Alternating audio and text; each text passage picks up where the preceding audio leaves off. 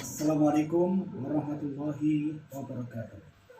Perkenalkan, saya Ali Moksal, guru SMK Pertiwi Balikpapan, sekaligus mahasiswa PPG dalam jabatan tahun 2021 di LPTK IAIN Samarinda.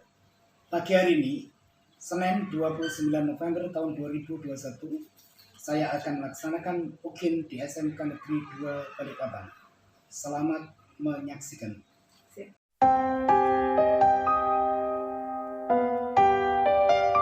Akan hidup selamanya. Dan sejarah belum pernah menulis agar manusia hidup sepanjang zaman. Baik, karena kita mengetahui bahwa kita akan berakhir, maka kita perlu sekali mempersiapkan diri dengan baik. Yang diperlukan di akhirat bukan kalian nyimpen uang banyak-banyak, ya. Bukan kalian bikin rumah megah-megah, bukan titel yang paling tinggi, kan? Namun kalian harus memiliki persiapan yang untuk di akhirat nanti. Kalian semuanya digambarkan, ya, bahwa kalian semuanya ini yang laki-laki memiliki. Ketika seorang ini mau meninggal dunia dalam keadaan sakaratul maut, ya, maka dia panggil dari istri yang paling dicintai yang keempat. Wah, istriku mau menemaniku, mau menemani. Yang ketiga dipanggil juga menjawab jawabannya sama. Yang kedua dia memberikan jawaban yang sama. Yang kedua jawabannya sama. Kemudian yang mau tidak mau, yang dicuai istri pertama ini dipanggilnya, wahai istriku atau suamiku, maukah kamu menemaniku ketika aku nanti berada di alam kubur? Kemudian istri atau suami yang pertama ini menjawab dengan luar biasa, wahai suamiku atau istriku, jangankan kamu berada di alam kubur, kamu menghadap kepada Allah akan berteman. Nah, siapa istri yang pertama atau suami yang pertama ini? Amal soleh kalian. Maka kalian harus memiliki amal soleh ini, karena dia tidak akan mengecewakan kepada kalian. Baik, dalam hal ini kita ada orang sakaratul maut, nyawanya sudah di tenggoroknya, sudah megap-megap, bernafasnya susah. Apa yang kalian lakukan? Ya, baik, kalian memberikan talqin, menolong kepada dia, mengajari. Apa yang kalian ajarkan? Kalimat tauhid. Ya, nggak usah panjang-panjang, kalau saya terlalu panjang. Yang pendek aja, ajari dengan kalimat tauhid. La ilaha illallah. Karena orang yang bisa meninggal dan dia mampu mengucapkan kalimat tauhid la ilaha illallah, insyaallah dia dakhalal jannah. Allah menilai seorang bukan dari startnya, tapi dari finishnya. Belum tentu finishnya awal, ya. Dia startnya dari awal baik, kemudian finishnya belum tentu baik. Ada yang startnya akhir, tapi finishnya bagus. Tinggal kalian bukan. Ada riset yang luar biasa dari dokter Jakarta yang biasa menangani di ruang UGD.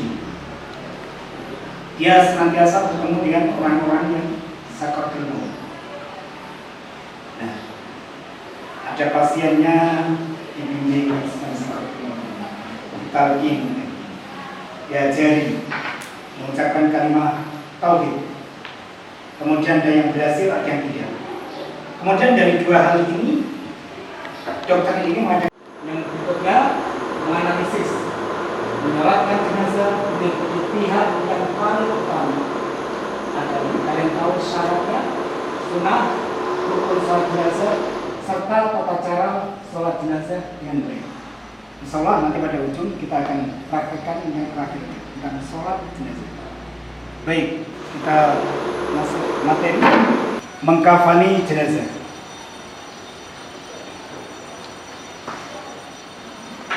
Syarat perbedaan laki-laki dan perempuan, hal-hal dan tata cara mengkafani jenazah. Oke, mengkafani jenazah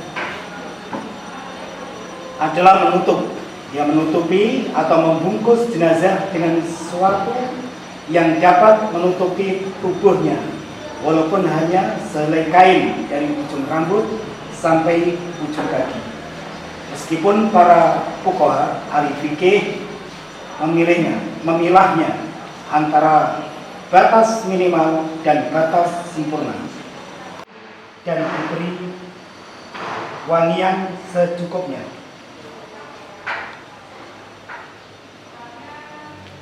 Selanjutnya, batas minimal dan batas sempurna mengkafani jenazah.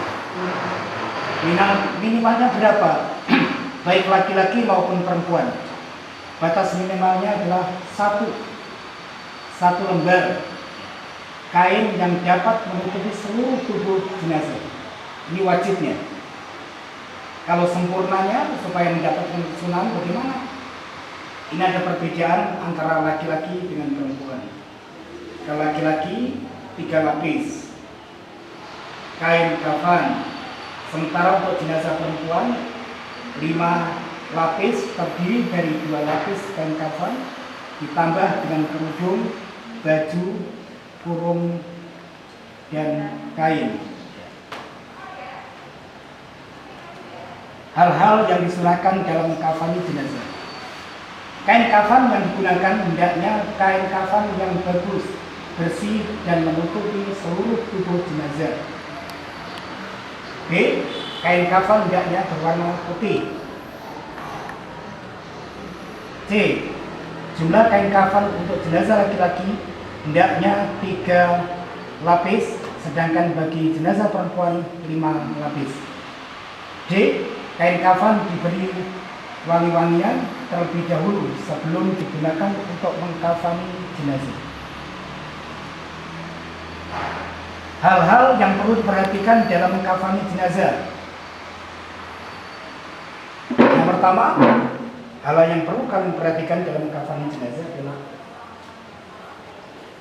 kain kafan diperoleh dengan cara yang halal. Karena kembali masa pakai barang yang haram, ya. Jadi misalkan, terutama kalian sebagai putra dan putrinya dari ayah dan bunda kalian, usaha jangan tercampur kain yang untuk uang untuk membeli kain, ya. Jangan tercampur dengan hal-hal yang haram atau subhat dari waris atau diambil dari baitul mal jika tersedia, atau dibebankan kepada orang Islam yang kaya, yang mampu. Kamu bapak 1 bulannya 10.000, maka kalian masing-masing.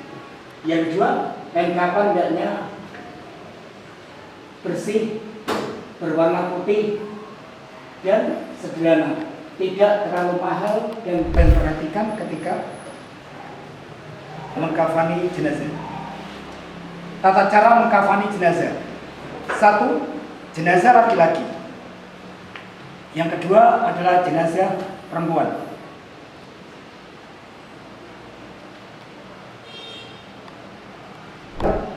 Dan luas, serta setiap lapisan diberi kapur balus. Jadi kalian siapkan sebelumnya, ya, di kainnya kalian kasih kapur balus, sama biasanya untuk ngasih pengharumnya dengan kayu cendana, ya, yang sudah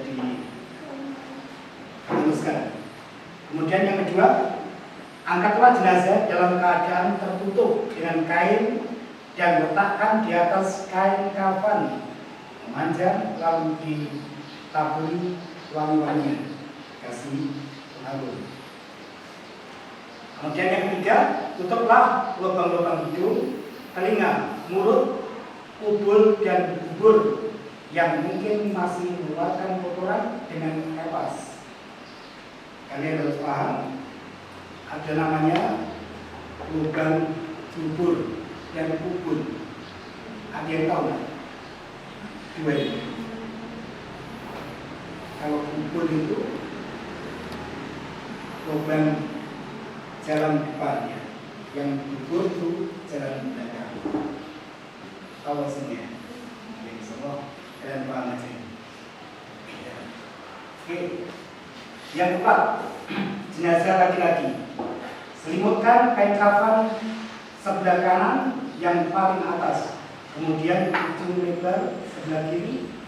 Selanjutnya lakukan seperti tersebut selembar demi selembar dengan cara yang lembut. Kenapa ini lembut? Karena orang yang baru meninggal dunia itu sangat sakit sekali. Namun kita tidak tahu cerita mereka. Seandainya kita ingin dengar cerita mereka, kita tidak tega melakukan yang kasar, baik mandikan maupun kafan kepada mereka yang kasar. Oke, yang 5, ikatlah dengan tali yang sudah disiapkan. Jadi talinya disiapkan terlebih dahulu. Jumlah kainnya bisa 3, bisa 5, bisa 7. Terserah kalian. Pilih yang mana? Saya pilih yang 3 aja, Pak, bisa banyak-banyak. Saya 5. Terus daripada tamu-tamu sudah cukup menutupi seluruh bagian jenazah. Tutuplah bagian kepalanya dan bagian kakinya boleh terbuka, ya. Namun menutup pinggang hingga kaki.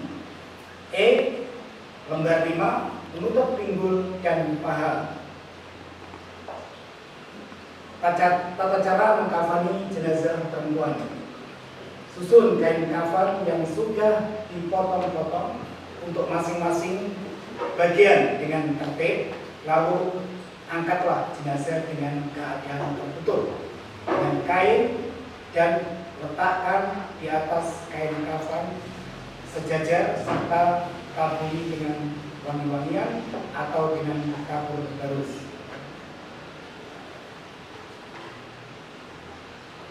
Baik, jenazah perempuan. Yang kedua, tutuplah lubang-lubang yang mungkin masih mengeluarkan kotoran dengan kapas. Jadi setiap lubangnya ditutup dengan kapas. Apa saja lubang kita ini? Di antaranya ada hidung, lubang hidung ditutup dengan kapas. Kemudian mulut, 2 telinga ini. Kemudian lubang ya depan dan belakang ini juga ditutup semua. Kemudian mata.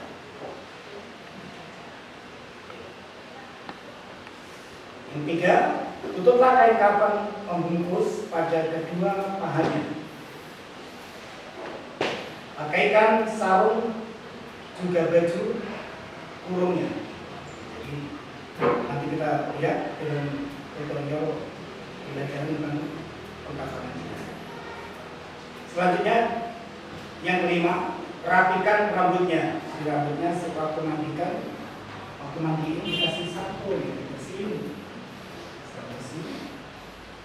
Kemudian rambutnya dijulurkan ke belakang waktu mengkafannya, disisir itu, kemudian dijulurkan ke belakang.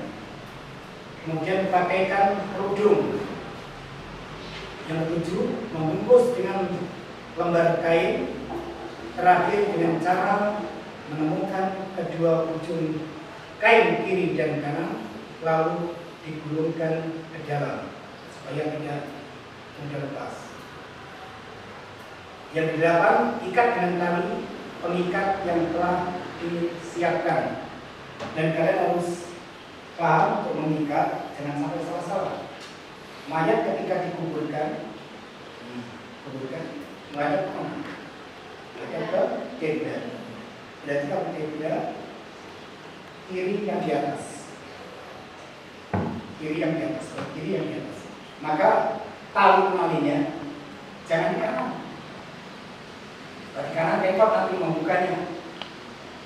Maka di kiri. Kalau di kiri mudah. Jangan sampai susah. Dan jangan sampai ikatnya pakai simpul mati. Nanti kalau ikat pakai simpul mati tidak bisa dibuka. Ada yang simpul mati ada nggak kejadian. Akhirnya mau tahu potong pakai gunting. Di tali pasang seperti ini jadi mudah narik dan pembukanya.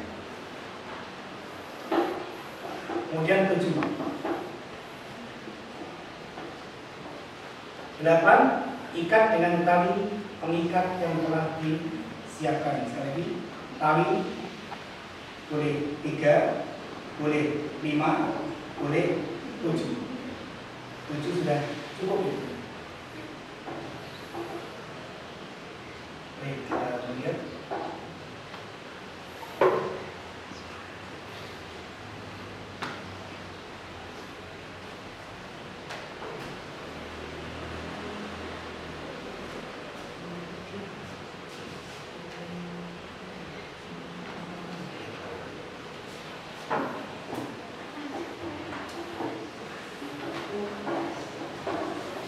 Silakan kalian simak video pelajaran tentang cara mengcover jenazah.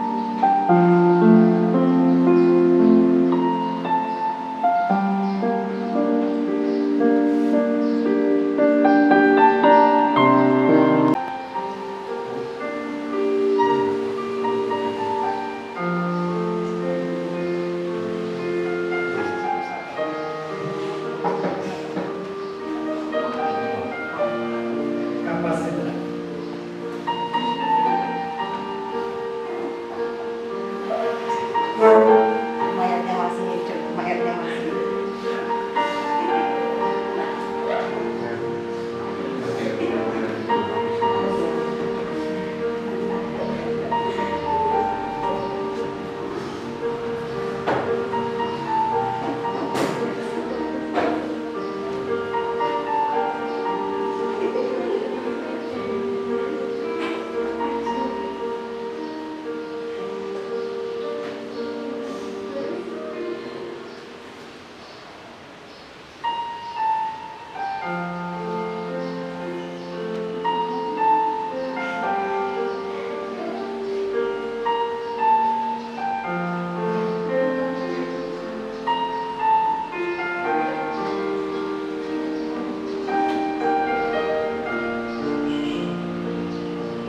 jenazah.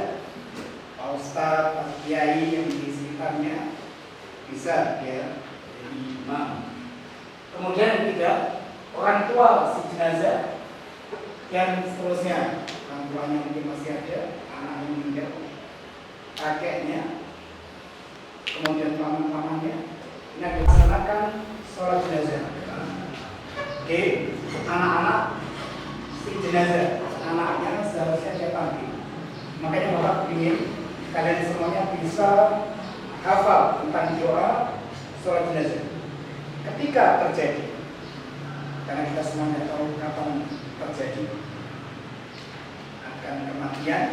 Dukun pun tidak bisa meramal ya.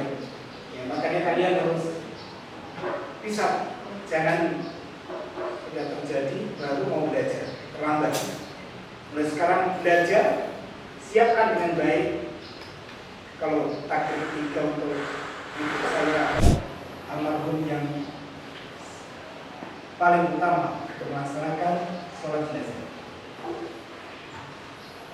Syarat sholat jenazah, syarat kalian sangat sering sekali mendengar tentang syarat. Mau masuk SMK 2 syarat ini. Apa sih syarat itu? Masih tahu? Apa artinya syarat? Syarat itu adalah sesuatu yang dipenuhi di luar pekerjaan. Misalnya dia mau menyerah imannya, maka hal-hal yang disiapkan sebelum sholat itu namanya syarat. Kalau di dalam suatu pekerjaan namanya rukun.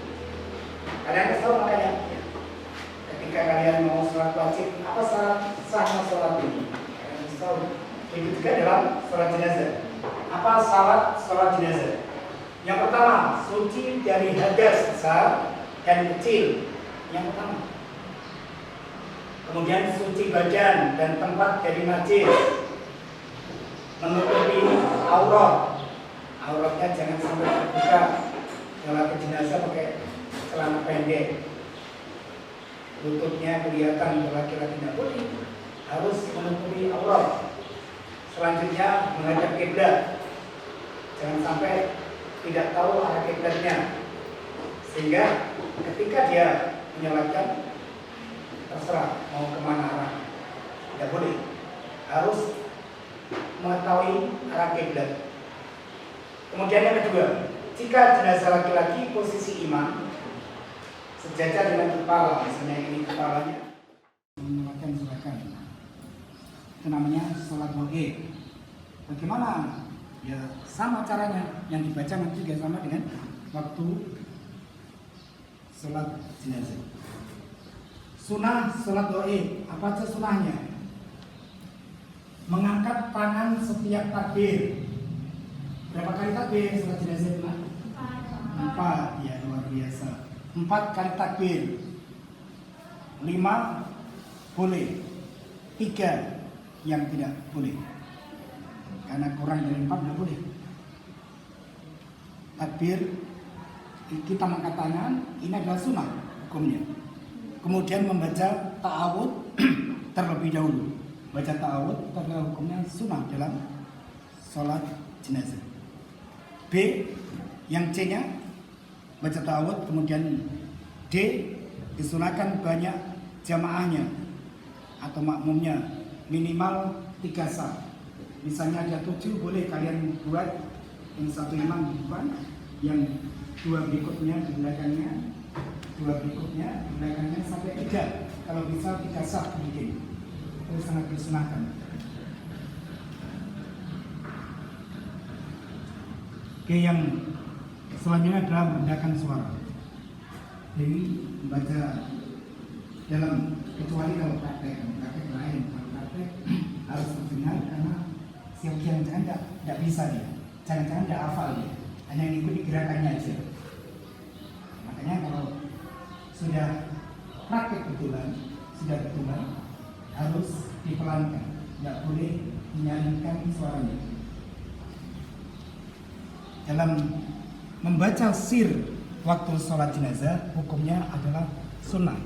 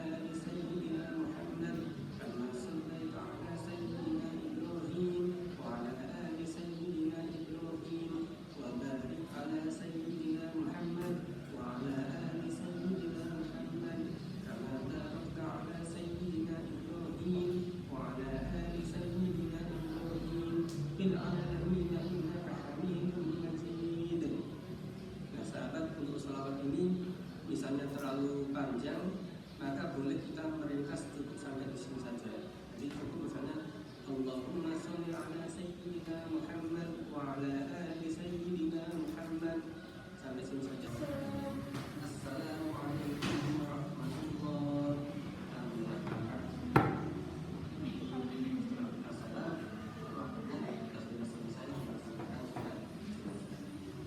Demikian sahabat kita kali ini.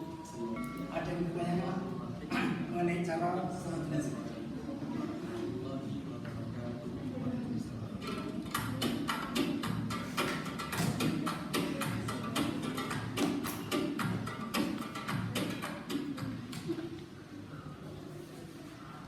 Yuk, ada yang tanyakan nak?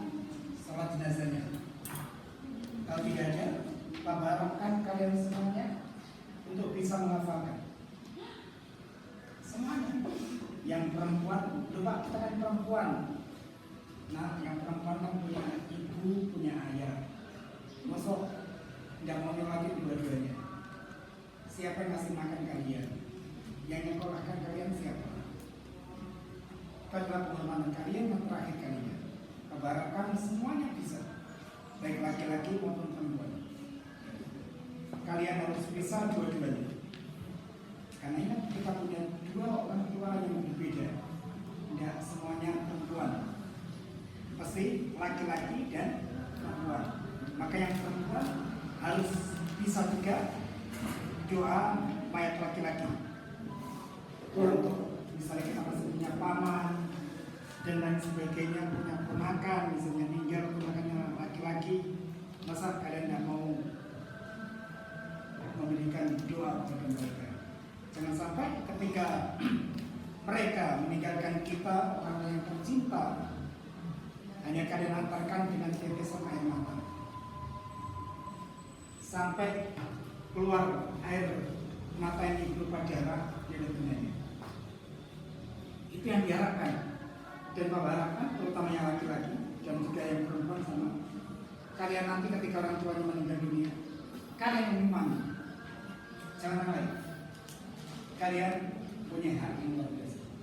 Kalian tampil, Pak yang sholat silakan yuk kita sama-sama. Kalian pimpin, jangan silakan orang lain. Sudah tersaji. Saja tega atau dengan kalian harus bisa tampil. Maka dari itu, yang ini harus kalian hafalkan, terutama takbir ketiga dan keempat. Karena Bapak tahu takbir yang pertama dan kedua kalian semuanya di luar kepala. Hafal semuanya. Bapak harapkan di semua minggu depan kalian akan mempraktekkan, dan terima kasih. Mudah-mudahan bisa menjadi ilmu yang bermanfaat bagi kalian. Terima kasih. Akhirnya, wallahul muwaffiq ila aqwamit thoriq. Assalamualaikum warahmatullahi wabarakatuh. Waalaikumsalam warahmatullahi wabarakatuh. Ya, silakan.